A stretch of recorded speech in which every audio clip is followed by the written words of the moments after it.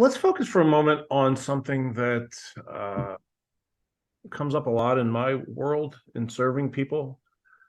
A question that I ask often is, where does confidence come from? You know, it's a great question because there's the confidence of what I can do. I'm really good at cooking, or I'm really good at writing. I'm really good with animals.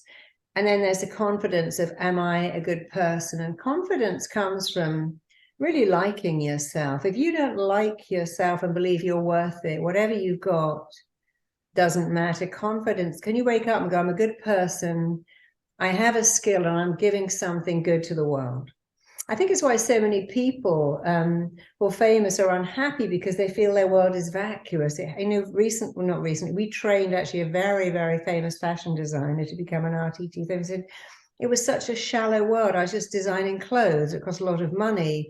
But I never went to bed and I thought I feel great about myself, because who cares? Next year, nobody cares about that stuff. And he said, but when I worked with you and I hypnotized the little kid that had night terrors and fixed me, I said, that's me for the rest of my life. And so confidence often, when you're a kid, it comes from having something that you're good at. So if you can sing or dance or write, or you're good with animals, you have that sense of, oh, I can do something, and now I feel worth it.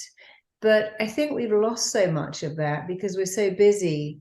Confidence now is entirely about what you look like, what you wear, the label you have. And we're doing a terrible thing to the next generation by not making them confident in who they are, but it's all about, what do you look like? I mean, that's the wrapping. Even if you look amazing, you can't keep that eventually. It's like being in a taxi with a meter running. It goes away.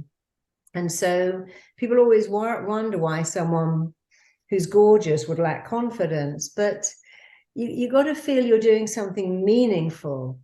And that helps you have confidence. Meaningful can just be whether you're talking to your neighbors or helping kids or rescuing stray cats. I think you need to feel that your life has meaning and purpose.